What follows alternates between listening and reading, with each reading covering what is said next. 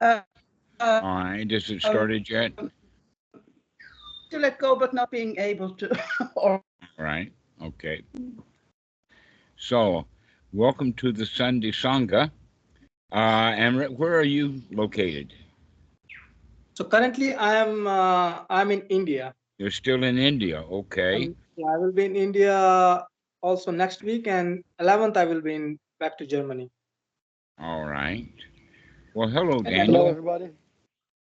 Hello. Welcome. We just started the call. Great. And Agnes in Sweden. And I thought you were going to do the retreat at Deepabawan. That's right. Next month. Next month. Okay. Yeah. Well, where are you now? 10th of January. Still at the same place, at the same ward. Okay. Sorry, I thought that you'd headed down here. We had already made arrangements to get your motorbike back to you. Oh, really? My bad. All right. So, welcome, guest user. Are you going to remain a mystery person?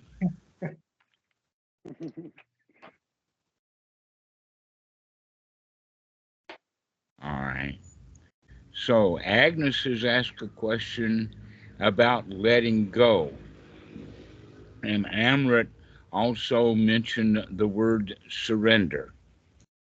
And that, in fact, what we actually practice in Anapanasati is making a positive change, which is neither surrender nor letting go. That, in fact, both of those are kind of passive. And that what we're doing is active. An example of that is letting go assumes that you're holding it like this, and all you have to do is ease your fingers, and gravity will take it. Right? That's what we kind of mean by letting go. And that we want to make sure that the letting go, more like this, is that after you've let it go, you're still holding it. It hasn't fallen. It hasn't gone away. You're still holding it, even though you've let it go. Does that make sense about the word letting go? Okay, so that's why I say that letting go is not the appropriate word to use, and certainly not surrender. That what we're actually doing instead is actively making a change. We're literally actively getting out of the way. That, in fact, the letting go kind of wording can be understood with the concept of a particular kind of meditation practice that uses the concept of choiceless awareness. All right, kind of letting go or choiceless awareness, except that you're not letting go of it, and the dukkha is going to hit you anyway. And so, if that's the case, then what value is your awareness? Because you're not making any choices. That you should, in fact, be able to get out of the way. So the little joke is that you're walking down the sidewalk and there's a pile of dog doo right in your path. Choiceless awareness is just going to ride right over it and step in it. All right, and the other extreme, which would also be just surrendering to it, so that in fact surrender and letting go are kind of the same thing. Now, the Vipassana practice means that you're going to take great insight. You've got to study that dog pile. So instead of letting it go, the Vipassana meditators pick it up and take it into their kitchen and use their best cutlery to cut it open, maybe fry it, maybe saute it, and try to make it palatable, etc., like this. So the better thing to look at, oh, well, hello, Carl. I was wondering who was signing in as guest user. So the right way to think of it is that as you see it in front of you, Your job is to step out of the way of it. Your job is an active job. To don't just continue on the way that you were, but you've got to make a change. Now, that change that we're talking about is actually why the teaching of the Buddha are referred to as good in the beginning, good in the middle, and good in the end. To where stepping in the dog doodle after you see it is not so great in the beginning. And if people keep doing that, they'll not ever get out of the beginning. They'll just stay at that beginner's place. And that the Vipassana meditation is the same kind of problem, is that they actually become really attached to it. I mean, they pick the darn thing up and take it into the kitchen, or they keep it in the mind and they dwell on it and they look at it and they see this dukkha is associated with that dukkha. And then they'll see how those two things are connected together, and then they start to go deep into it. And they never really resolve the issue because the issue is not ever deep. But in fact, the issue is right here, right now, right on the surface, right in front of you. That's the kind of way that we have to deal with it. All right. Now, this is actually following the Eightfold Noble Path. And the Eightfold Noble Path then means to sati, to wake up, to look at where you're going. All right, and then you make the determination between the sidewalk and that dog doodle. And you recognize, no, I'm not going to step in it. And then you make that choice that you're not going there. The other way of talking about it, though, is to recognize when we've got unwholesome thoughts in the mind that we can change those thoughts to wholesome thoughts. And it has to be done over and over and over and over again. This is a repetitive training process. That I can imagine that a student who is interested in learning how to play the piano would come on and say, I practiced for an hour or two, but I can't play anything. Right? That's the whole point is that it takes more than an hour or two of practice, and it takes it all day long, and we've got a real uphill battle in the sense that the guy who was playing or learning to play the piano has never had a piano against him, attacking him relentlessly. And yet that's what our habits do to us. What is referred to as the sankhara, or that pile of junk, keeps attacking us. It's almost as if we have chosen a path that is almost completely covered with cow pies and dog doodle. And so we have to be careful with every step. But we can make it through.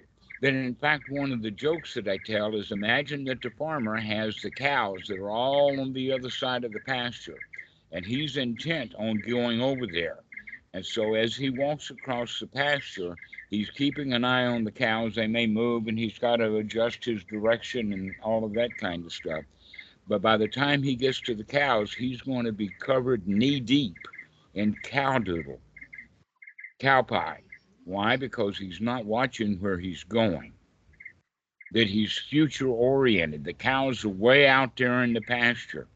All right. And that our practice has to do with not recognizing, oh, the future sidewalk, that part of the sidewalk we're going to be walking down a few minutes or a few hours from now is covered with dog doodle. The real issue is that can we see this cow pie right in front of us so that we can step aside of it to make that choice to change this mind right here, right now. Now, here's one of the promises that is made with this in the Anapanasati Sutta, in the phrase of thus one trains oneself. If you train yourself in getting out of the way of the dog doodles, one step at a time, you get pretty good at it.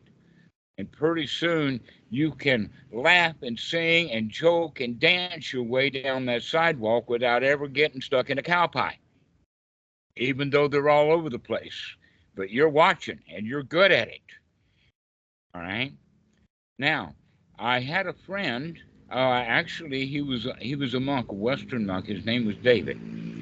And when we were talking and discussing about this at Watch So and Moke when he was there, he came up with an analogy that I thought was really funny. And so I'll share it with you. Imagine that whatever, Agnes, that you wanted to let go of was kind of like a great big booger that came out of the nose. You know, you're digging in there and you find this giant. I mean, it's almost as big as the end of my finger, and I pull that thing out. I can't just let it go. It's sticky. It's sticky. You got to flick that thing off, and be careful of which way you flick it, because you might step in it in a couple of minutes. All right, so this is the whole idea, is that this is taking something active to do. Our wiring is against us. Why? Because we have been literally walking on cow pies our whole mental life, going from unwholesome thought to another, thoughts of greed, thoughts of I don't like this, thoughts of, oh, I've got this to do, thoughts of, wow, this is hard, all of those kind of thoughts that keep us stuck in a hindered position, that we're not free. We're bound up by them. One of the kinds of thoughts that we have are the thoughts of doubt. Oh, am I doing it right? And the answer to that is, oh, I don't need to do that thought. I already know that I'm doing it right when I just change that thing and stop thinking about the doubts. But if I'm actually actively entertaining those doubts, then that's preventing me from being free. The same thing about worry, that in fact worry is something. I heard an example that I thought was quite useful. This guy, a Christian probably, said that worry is praying for something that you don't want. That's what worry is praying or inviting something that you actually don't want. So we get worried. An example of that would be, oh, I didn't test that particular website page. Maybe it's broken. And so I get all uptight about, oh, I've got to go fix that page. And when I get there, it's not broken. So why did I have all that worry? Go ahead, Agnes. What could you give an example of what could that be, to pray about pray for something you don't really want? All What could right. that be? Maybe I don't have enough money to pay the rent. Mm-hmm. Maybe I don't have enough money to pay the rent. Oh no, I might not have enough money to pay the rent. And what we're doing is that we're setting up a situation in our minds that we're already worried that we can't pay the rent. We really haven't even checked the bank account. We're worried about something that we might probably have some good control over, but we're not checking it out. We would rather be in misery instead. Maybe it's too much work to go over to the computer, fire it up, and check on the bank account. So I'll just sit here and worry about it. Worrying about something that's off into the future that may never happen. So there is a concept of being prepared. But many people think being prepared would be like, oh, maybe there is going to be a nuclear explosion. Therefore, let us go build a great big tunnel in the backyard, put all of this expensive equipment in it. We've got to have filtration for the air. We got to have our own battery systems. We got to store up food for a long period of time. Oh my goodness, what a lot of work. But we might have that nuclear bomb come off. And we should do something about it, right? That's one kind of prepared, and that's an ordinary prepared. But look how much worry, how much effort, how much dog doodle there is in that way of doing it. A much better way of being ready for it is, oh, if we have a nuclear bomb, I'll be swept away. And then we don't have any worries. In other words, we can handle anything emotionally. And so that would be another example, is worrying about a nuclear war. I mean, Sweden's got a lot of worries about that. Not you. So this is the kind of thing, then, we have to make sure that our thoughts are wholesome, in the sense that I am not the victim, I'm the winner. Even if I get destroyed in my win, I was going to get destroyed anyway, so why not be a winner at it? Be able to take it. If you're going to get executed, then be the best execution example that can exist. There's a lot of examples of in fact, of that kind of thing happening. Mary, Queen of Scots, she was beheaded, but she did it regally, royally. She put those executioners to shame when she went to the axe. There's another example of the guy saying, oh, well, my hair is so long and it's going to be in the way, and I want the axe man to get it, so will you have this guy over here hold my hair? And while he was holding the hair and the axe was coming down, he pulled himself back, and this guy that was holding the hair lost the arm. So this is the kind of way that you can handle things. And if you can handle your own death nobly and happily, then guess what? You can handle anything, because there's not really anything that's that important.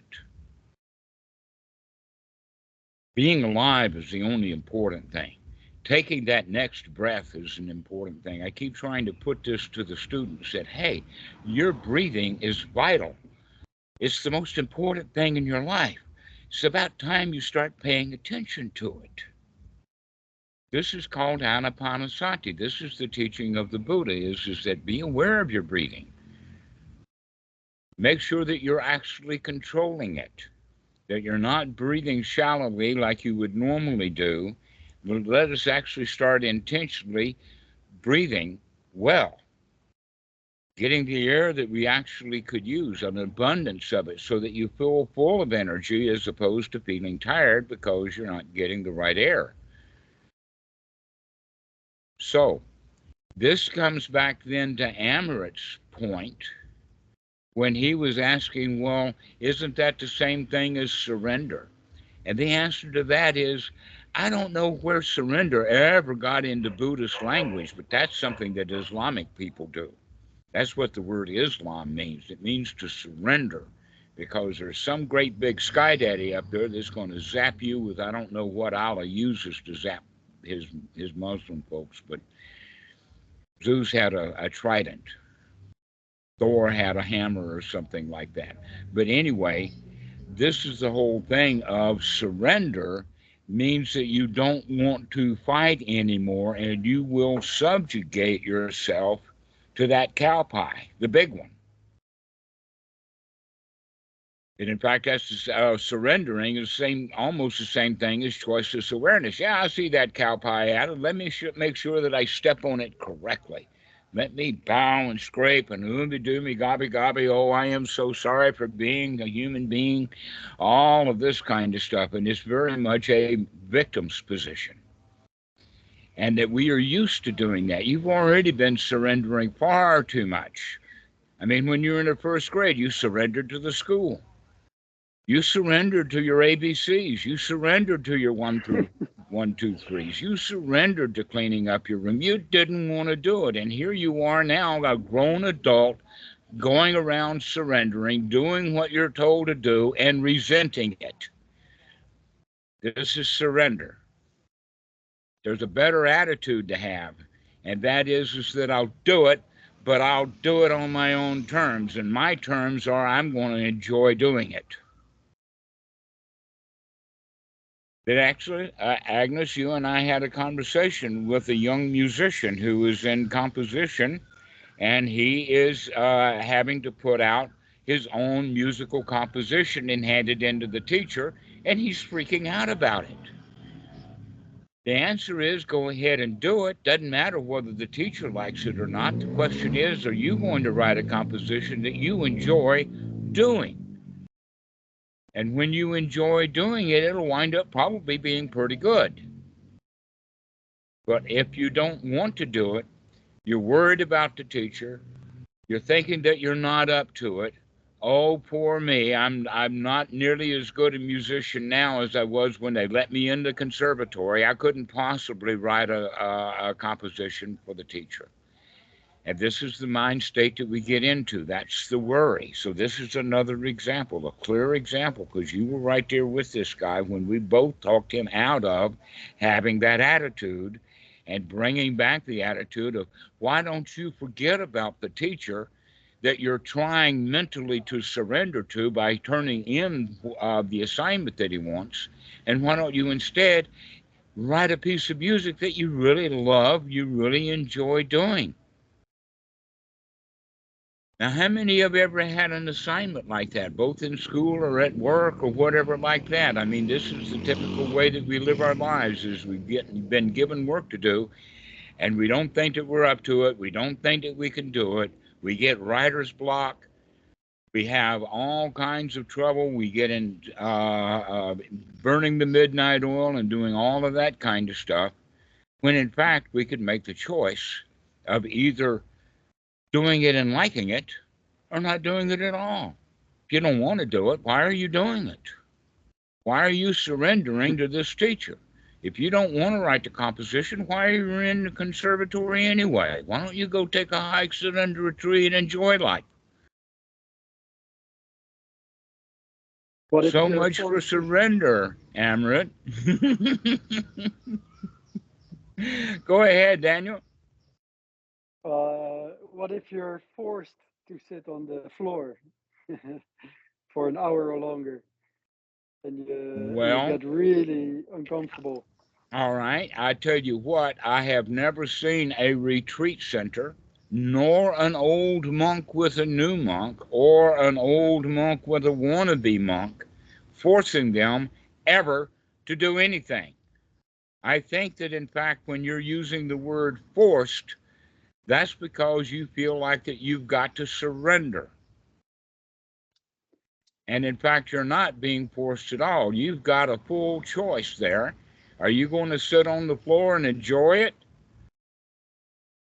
Or are you going to sit on the floor and hate it because you were forced to do it? Or are you going to quit because you don't think you can do it? Well, I can do it, but it's really, really uncomfortable. Well, that's the whole point, is that when it becomes comfortable, now who's the boss? Who is the boss? You, the little kid who is trying to follow orders?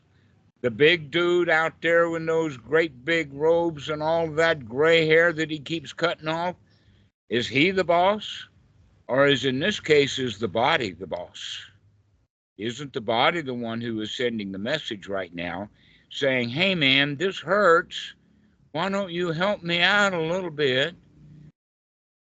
And then you can adjust your posture. Maybe even you can get up and walk away from the monks and then come back 10 minutes later. They won't miss you.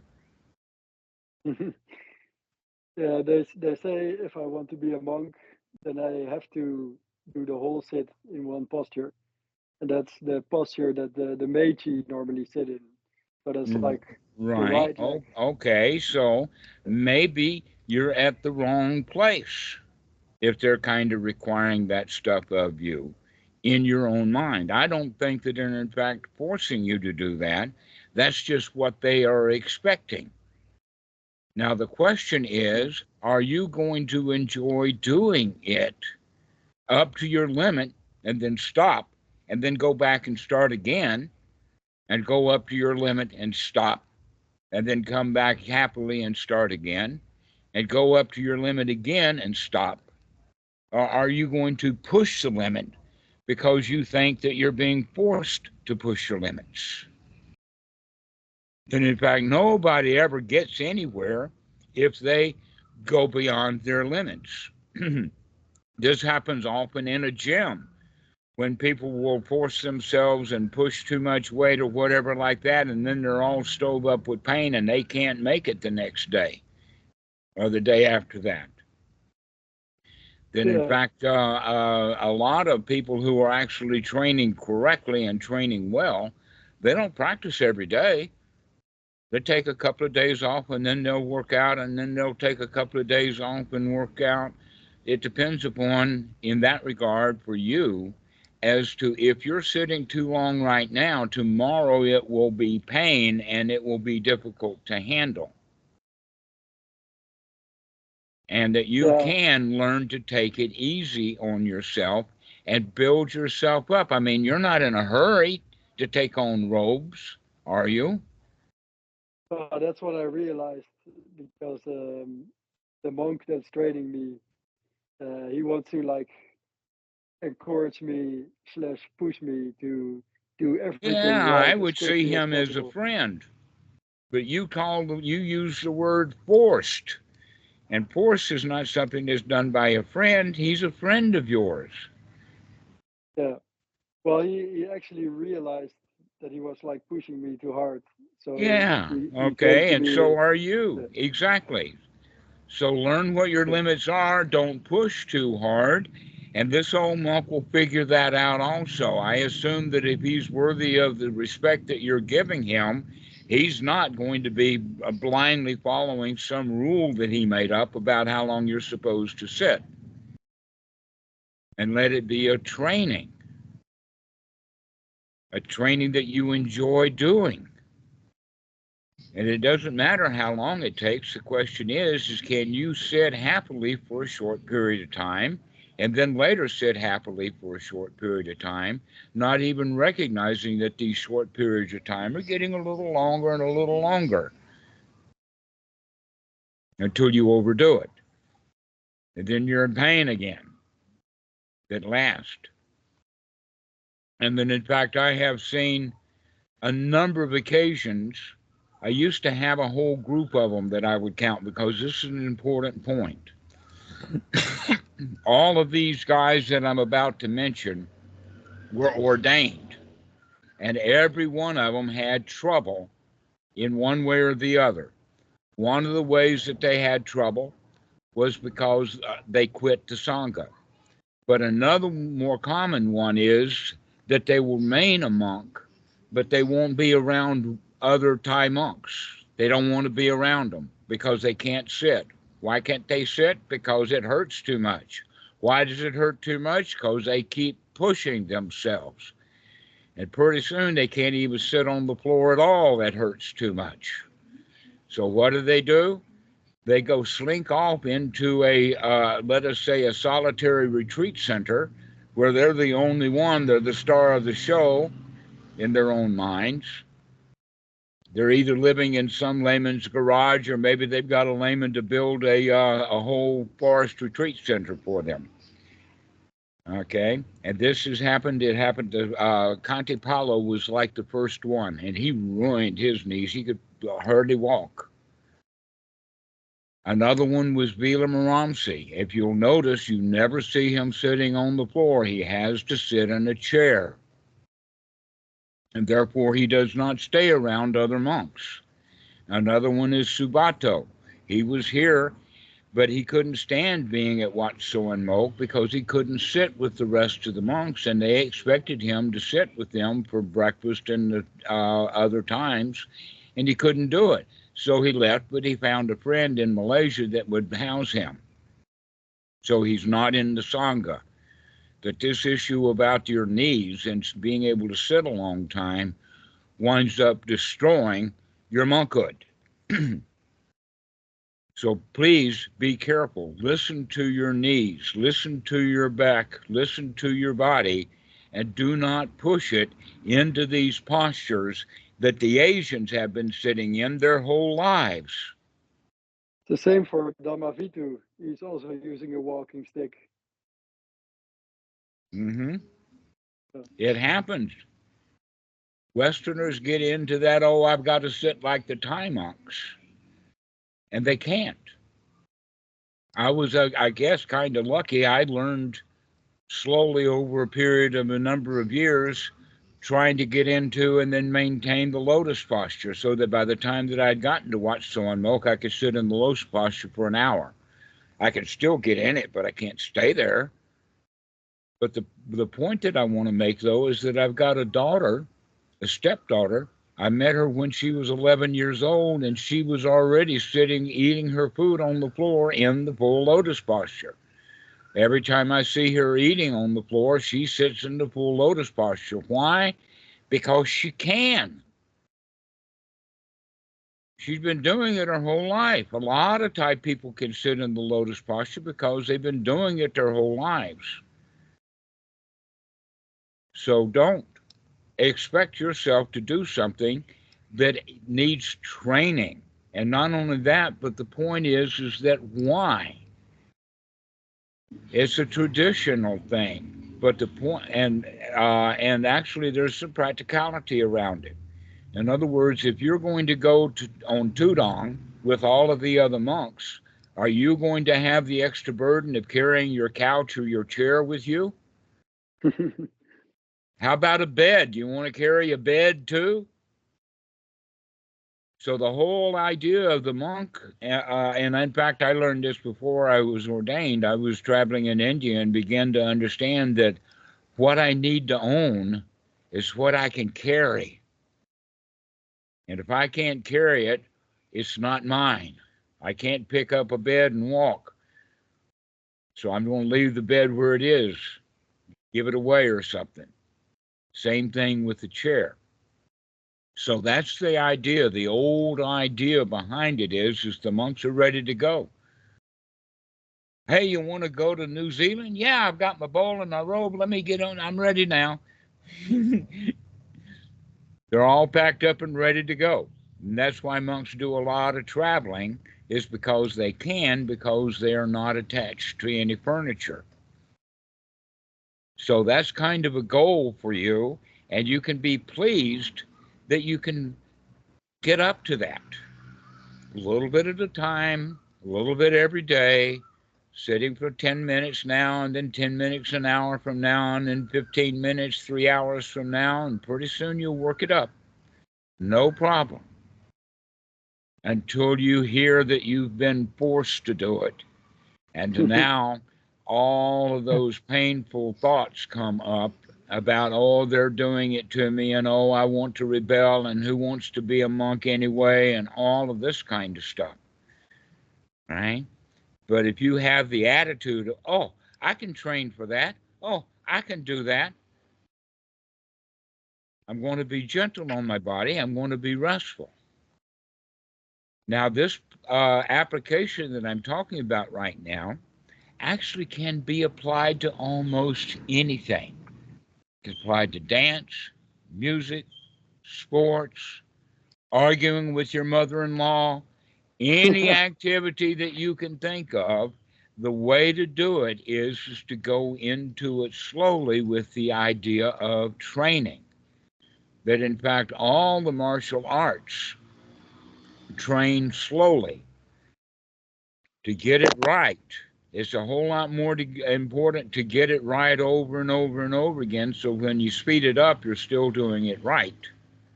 And so this is what I would recommend, is go sit right slowly and build up. Don't put it as a marathon.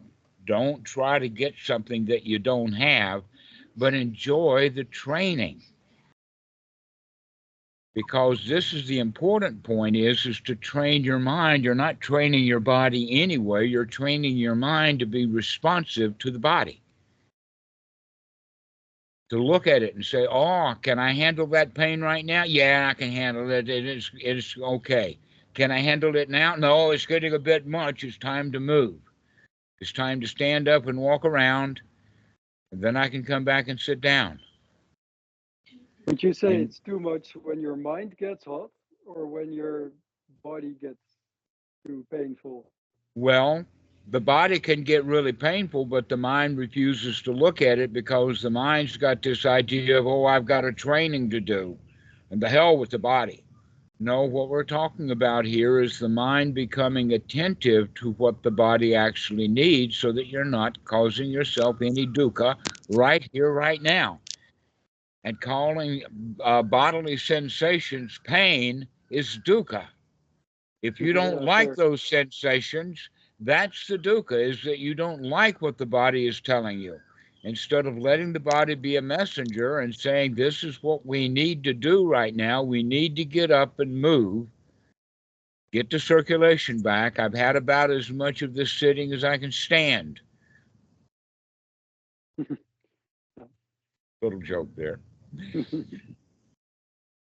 So, this is how we begin to practice, and surprisingly enough, you will gain the skill that you need a little bit quicker than if you work too hard at it and have to deal with the pain, and you can go right over the hill in the way that those group of monks that I've been talking about, that they can't sit at all without the pain coming back immediately. They've gone too far.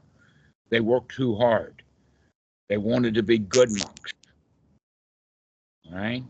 Don't try to be a good monk now. Try to train your body so that you can sit comfortably. But in fact, that's an important point about Anapanasati. Step 3 is get to know the body so that you can make it comfortable so that it can relax. How can you relax the body according to the Anapanasati Sutta if you're sitting there in pain? Who can relax while they're in pain? Now that's a skill. Most people don't. I don't even think Arahats bother to develop that skill. That in fact, I would go so far as to say is that the strong determination sittings that Goenka uses is exactly that. Is getting people to be able to tolerate a great amount of pain. Well, this is not what we're practicing. We're not practicing tolerating a great amount of pain. We're practicing finding where our limits are and then pushing them slowly, easily as we develop skill. This is the correct way of doing martial arts also, is to find out where your limits are and train within your limits so that the limits will expand. And sometimes you have to deal with things, like an example of that would be getting sick. And Bhikkhu Buddhadasa says, oh, well, getting sick, that's just an excellent time to practice. And yet most beginning meditators, oh, I'm too sick to meditate. Oh, that's too much. And in fact, this kind of meditation that Bhikkhu Buddhadasa is talking about is merely changing your attitude about the body being sick. Oh, yeah, the body's sick. I can let it lay here and rest. Give it an easy time. We'll get over it. I'll be feeling good very soon.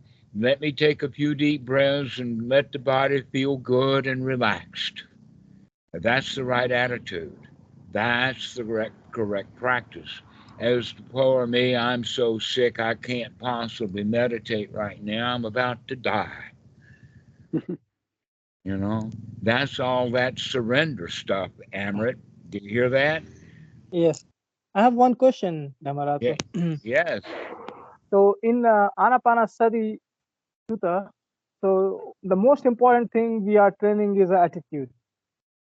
Is it correct? I would say that is absolutely the number 4 on the list, and we need to develop 3 skills before we get there. Mm-hmm. And that's the 4th on the list, but it's not the end of the list. Okay, so let's go over that a little bit. The first item on the list is the twin concept of remembering to look, the right noble view that is developed through remembering to have the right noble view. So, going back to Daniel, recognize that when you don't like the sitting, that you've got a choice about it. One of the choices is to shift your posture. Another choice you have is to get up and walk around. Another choice you have is, let me see if I can push this just a little bit, and then I'll take a rest. Those are the various choices you have, but the kind of choices that most of them make is, oh, I want to be a monk so bad, and this hurts so bad, and oh, I'm in a conflict now, right? You're in Exactly. Yeah. right. So this is how the mind normally works, and that you can, in fact, make a change if you can see that that's what the mind is doing. You say, hot dog, I caught it that time.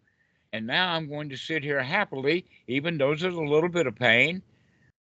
I can do that happily. I can handle a little bit of pain. It's just a sensation after all. I'm the one who's calling it pain. Nobody knows how much trouble I've got right now except me. And so you begin to push your limits just a little bit, but not overdoing it.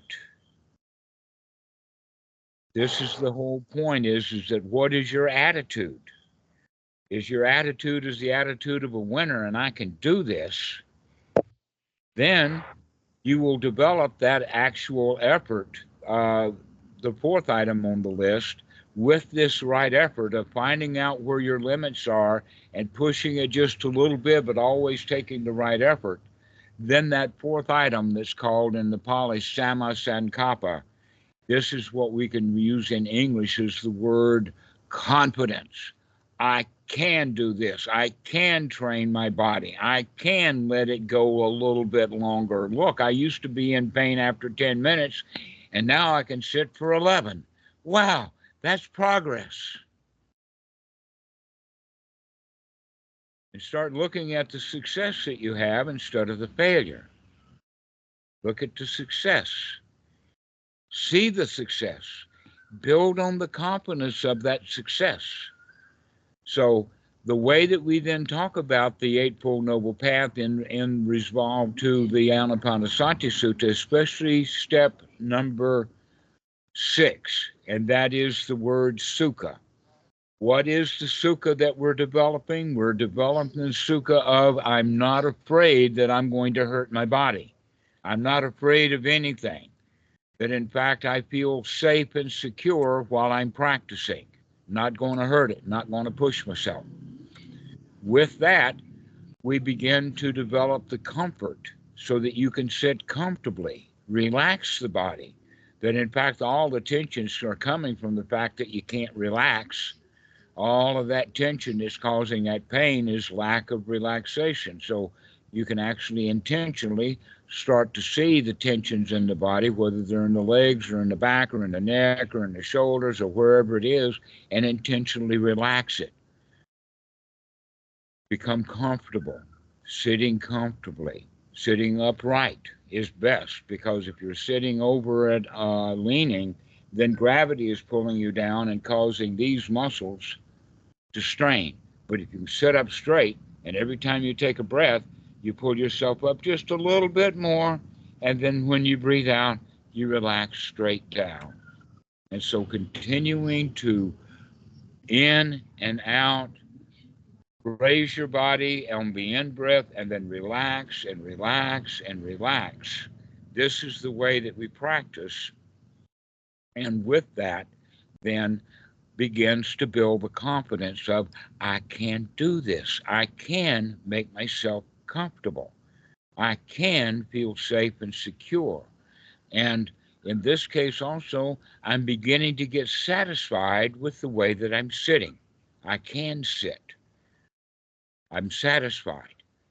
And then after it goes from 11 minutes to 12 and to 15 and to 20 and to 25, so does that confidence begin to grow. I can do this is the way to look at it. We're not surrendering to the body. We're conquering the body with that attitude. I'm the winner here. I can sit. I can sit.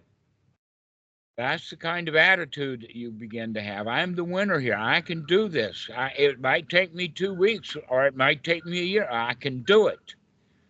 This is changing that attitude out of the surrendering victim's mentality into the winner's mentality, the lion. The Buddha was known as a lion, right? He was not known as a surrendering wimp. He was a bull. He trained that way. You can train your mind that way too, so that you can handle anything. This is the way that we're training. This is that fourth ingredient. But we get that confidence that you can handle anything. You can laugh anything off. You can handle anything that's happening, even your own death. What are you going to do? Mess up your death? No, we can handle that. I can handle dying. What does not being able to handle dying mean? It means that I survived. I'm still alive. I don't think so. No, it has to do with our attitude about how we can handle things. And so that's part of this process of the practice of Anapanasati, the meditation, is changing from that position of success, not surrender, not acceptance, but success at being able to sit. And that comes from satisfaction. I'm satisfied that I can sit, and later I become successful at it. And that success is what's going to build up into that confidence. And that's what gives you that wow feeling for life. Wow, you're alive, guys. Don't you get that? It's marvelous that you're alive. You survived. It didn't matter what happened in the past. You survived it. You can survive the next breath. And so this is the kind of attitude that we gain, is that we're successful. We're going to survive this. So as we practice that survival, as we practice that success, the mind then becomes unified. You see, the victim's mind is disjointed. It's out of kilter. It's in argument. It's in duality. One of the ways of looking at it is that you've got a super ego or a parent state that's giving you all these rules, Daniel, about you should be able to sit for 45 minutes, darn you. Why can't you do it? All right? And so that causes a duality. And when we stop hassling ourselves, because we already give ourselves credit for, I can do it. Yeah, I can't sit for 45, but I can sit for 30 now. I'm doing it. So get off my case already. So once we get off of our own case, once we stop with all of the rules and the shoulds about what you're supposed to do and start enjoying what you can do, then the mind becomes more organized. It becomes more unified. An example of this would be that when the doubt is eradicated, the mind becomes more whole. Why? Because when we're in doubt, is the mind over here? Is it over there? Is it scattered? We're worried. It's all over the place. And we don't feel at home. We don't feel settled. We don't feel unity. But when we practice with this success and gain that feeling of being a winner, then the mind becomes organized on its own. This is actually part of the Eightfold Noble Path. This is the fifth item of the path, the samadhi mind, the mind that comes together. And when the mind is whole, when it is not wanting anything, that it feels safe and complete all by itself, then the mind doesn't want anything. If the mind doesn't want anything, then you're unlikely to beat yourself to death or even kill somebody else because they're trying to make you do something. You're not going to go kill somebody to get something because you don't want anything. You're not going to go steal something if you don't want it. You're not going to go lie about it. And so this is where the precepts or the sila or the morality actually comes from, is that it comes from the mind that is noble, that is together. And so let's repeat that little sequence of events so that you'll know how to get the mind into that state. Number one is the combination of right view and the remembering to look. Look at what you're doing. Look at the unwholesome thoughts that you have. And then number three, the big item that's often missed in Western Buddhism, is to make a change, to come out of that unwholesome state of, oh, poor me, my leg hurts, or oh, poor me, my back hurts, and let me sit up straight and see if that helps. Let me move the leg around. Let me give it some circulation. Let me stand up and walk around, and I'll get it done.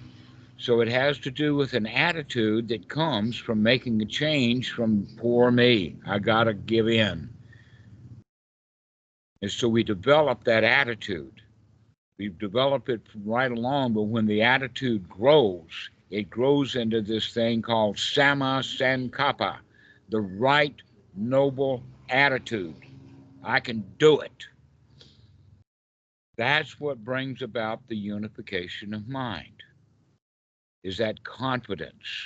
And with that right unification of mind comes our morality. People who steal are victims. Oh, I need that money.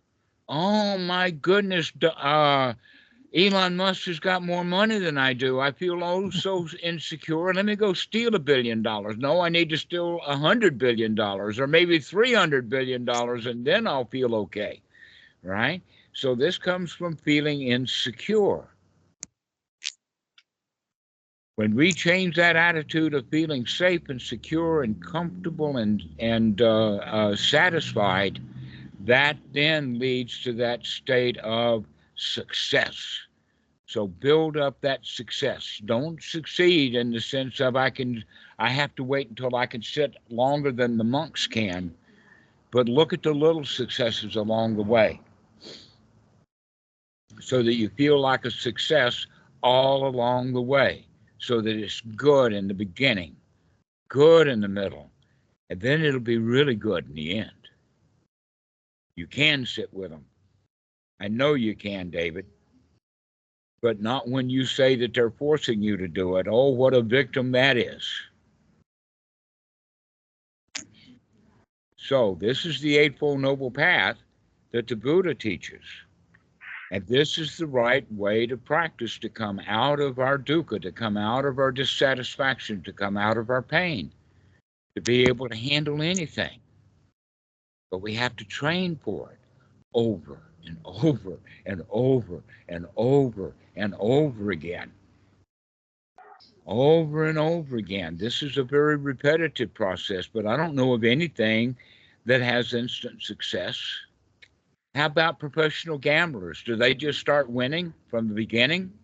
I don't think so.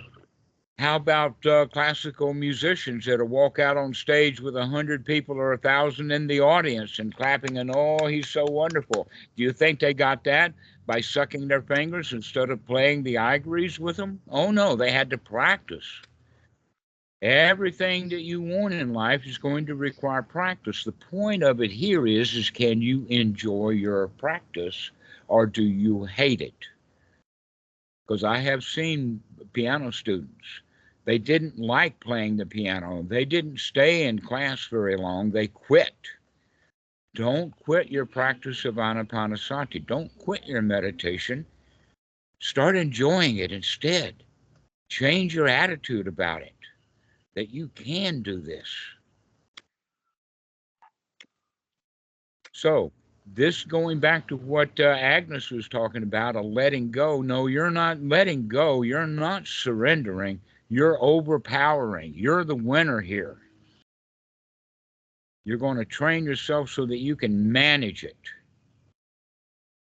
You can throw that thing off, and it's going to be sticky. The pain's going to come back, and you're not going to like it. And then you'll remember, oh, that's right. I can train with this. I don't have to feel bad. I don't have to not like the pain. I can deal with it wisely.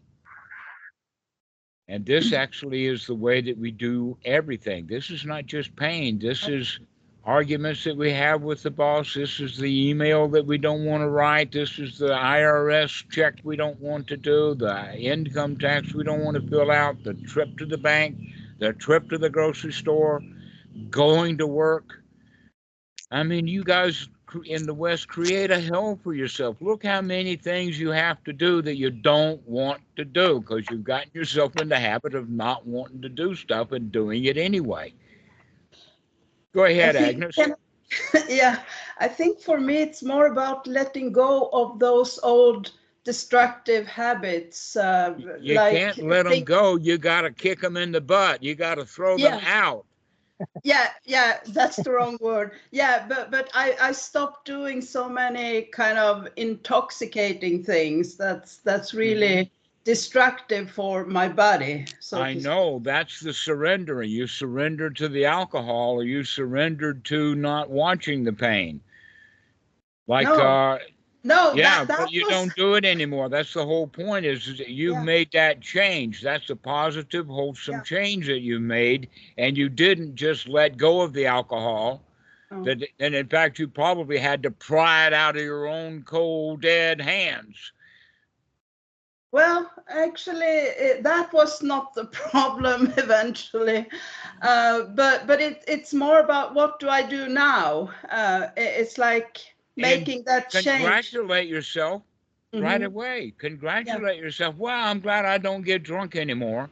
Yeah, but wow, that's wonderful. Congratulate everybody. Congratulate Agnes. She doesn't get drunk anymore. Congratulations. No. It's more about Congratulations. It's more about the all those other things, the smoking, the poison, the things that are really destructive. Name one. What? Smoking. All right. Now, everybody has the idea of got to quit smoking, right? And that's also off into the future. I've got to quit smoking. Just like, I've got to learn to sit for a long time to please the monks. It's always future oriented. Here's how you handle the cigarettes. Is that as you're lighting that last cigarette, or the current cigarette, as you're lighting it up, you'll say, wait a minute, right now I can do without that darn thing. And you set it down. No. That's the thing. That's the thing. For me, it's been about making a decision to, this is not an option anymore. It's more like I had to make that decision and really stop doing it. But you always stop doing it right here, right now. Yeah. Right. But because you sometimes will fail at that. Sometimes you'll light that cigarette up. No, that's the thing. When I made the decision, I don't do it again. So for me, it's a lot about coming to that point when I can make the decision to really stop. So I've been doing it many times, over and over again, with different things. I didn't just stop smoking. I stopped many things in that way. So, but there are still things that I need to kind of stop doing. Okay. Yeah. Let's go with that then. Because even though you make the choice of physically not doing it, you still have those moments when the desire to smoke comes up. Now, the easy way to handle that is by not being anywhere near any cigarettes. You don't buy them anymore. There's none in the house. It's a whole lot easier to quit smoking when there's none around. But it's hard to quit smoking when the pack is sitting right in front of you, right? So that's part of the decision, is let's get them away so that it's a lot of work to light up. But the mind... Not even that, because actually I quit smoking, I think 20 years ago. But the thing is, when I really want to smoke, it's like I make a decision in my mind. If I want to smoke, I just go and buy the cigarette. It doesn't matter if it's in front of me or not. It's kind of the same thing for me. Because when I get all the way, though, that you were going to get those cigarettes, you still, every step you took, had a choice. Am I going to continue to go after the cigarettes, or am I going to stop going after them right now? No, you see, you're still looking at the long term, and I'm asking you to look at the short term. The right here, right now quality of it, that even though you've made a vow, I'll never do it again, still you're tempted. And you have to deal with that temptation for it right here, right now. That's more about That's why you ask about letting things go. You have to actually throw them out right here, right now.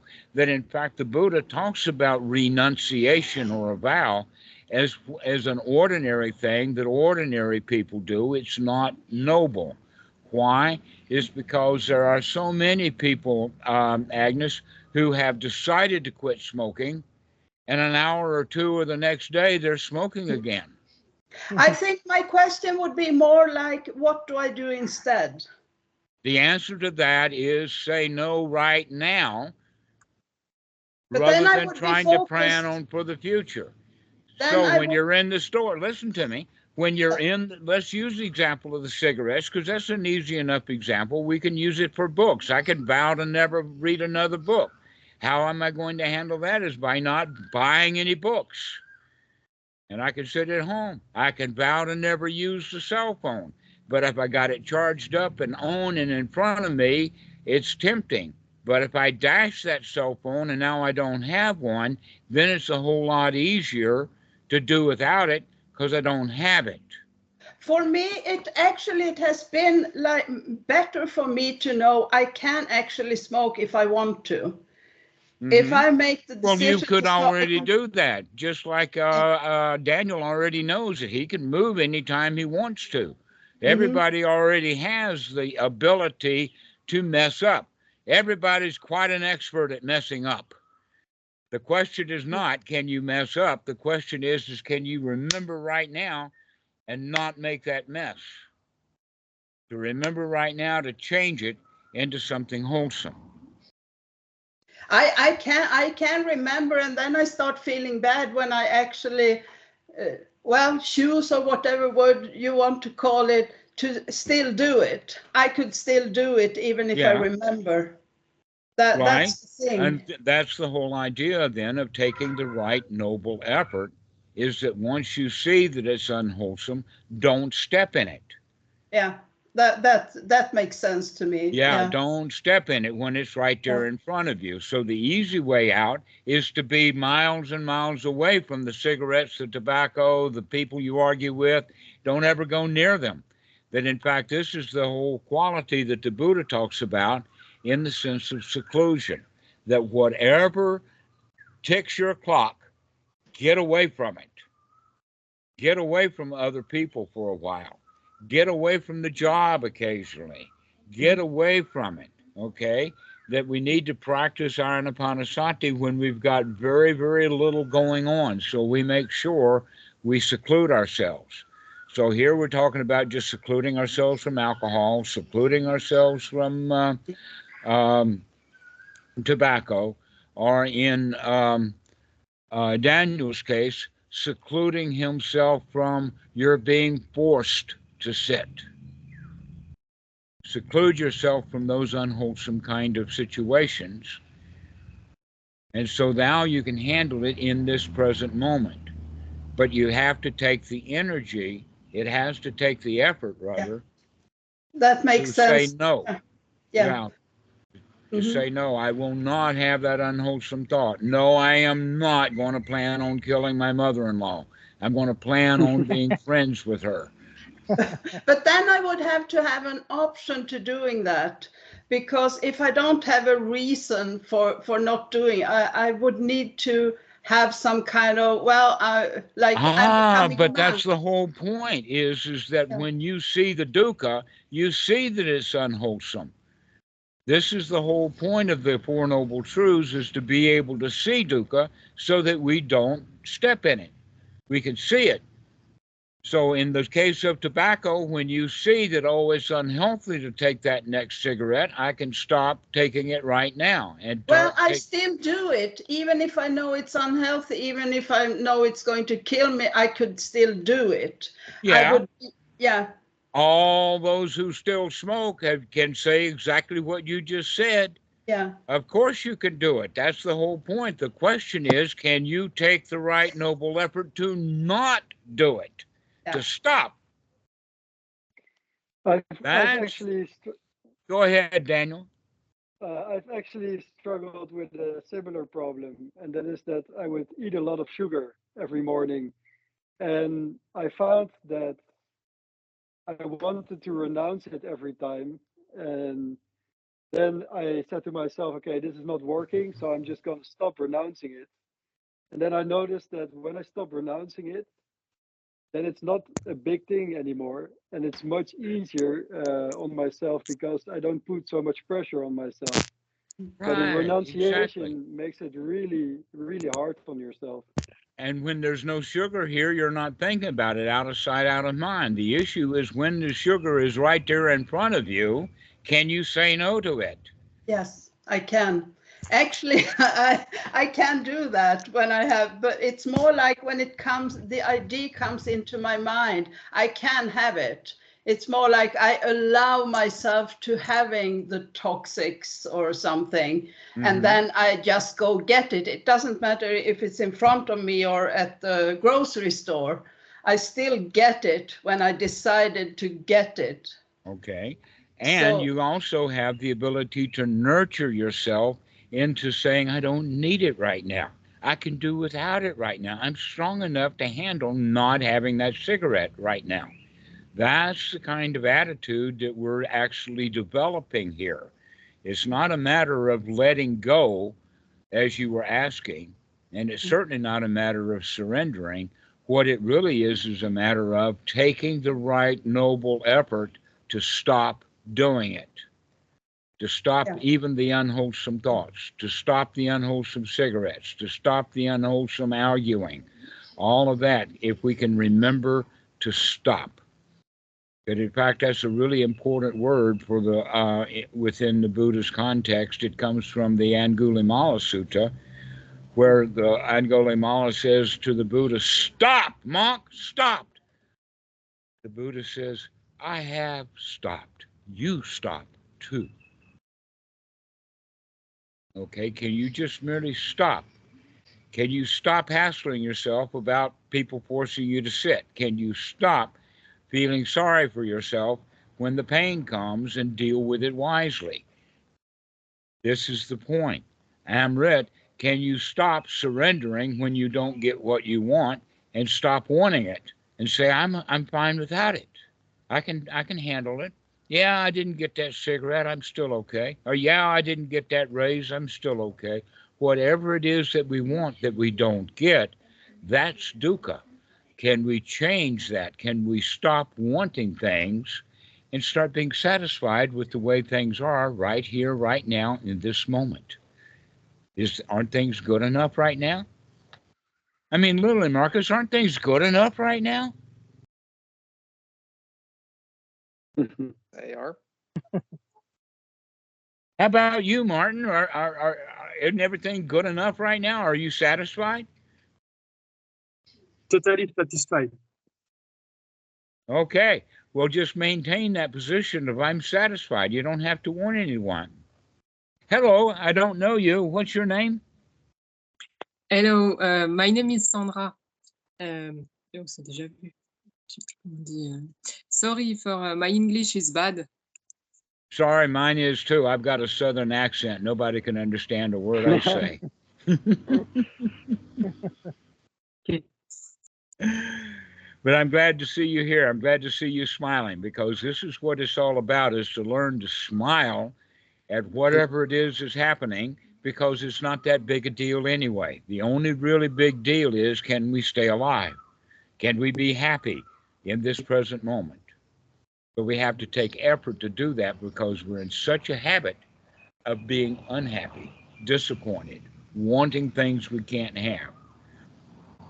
So can you remember to look at what you want and then say, I don't need that right now. I'm happy without it. That's all this practice is learning to be happy and satisfied even when we don't get what we want. By wow, by stop wanting.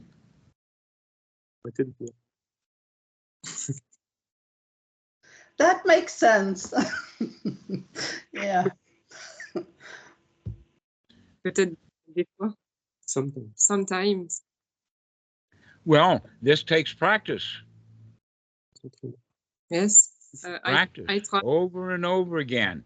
Every time you want something, can you say, oh, I don't get what I want, I'm unhappy. Let me stop wanting it, and then I'll be happy. Yes, I try. Je sais pas si longtemps. I will try. Try it over and over and over and over again. The more you do it, the better at it you'll get. Thank you. So, all right. Glad to meet you. Pedro, how are you today? Oh, cool. It's a very beautiful talk. Like it can be applied to anything, actually. Yes, this applies to anything. Anything that causes us grief, pain, torture, dissatisfaction, little niggles of dislike, we can handle it. Yeah. Yes. So, Daniel, what do you have to say? Yeah, I think we've discussed everything already. So, yeah, not much more. Good talk. Good. How about you, Amrit? Yeah, I think this was a great talk. So the learning for me is I should surrender the letting go, and I should let go the surrender. Okay.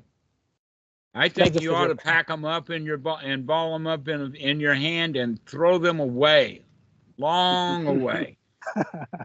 Take some effort. right. Throw them out. This is the I teaching of will the Buddha that so many people miss, is that we've got to take some effort. We got to put the right effort in.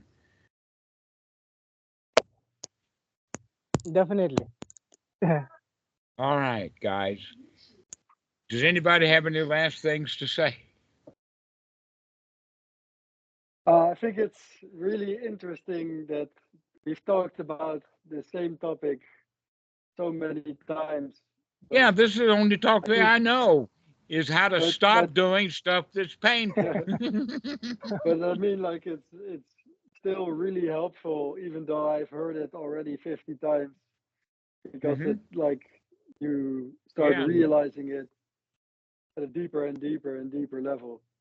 So Let us not yeah, say it's still of deeper and great deeper. value. Let us say more often and more often I can remember it. Right. Yeah.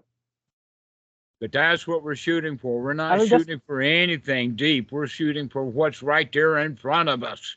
Can we handle that right here and right now? Can you remember to stop hurting your legs because you're forced to? And start enjoying your sitting. Well, guys, this has been a great talk. I've really enjoyed it, and I think it's about time to stop. Enough for today. Thank you very much, everybody, and thank you, Dhammarato. thank you, everybody. Bye bye. Thank you, everybody. Thank you, Dhammarato. Bye. All right. Thank you. Bye-bye. Bye.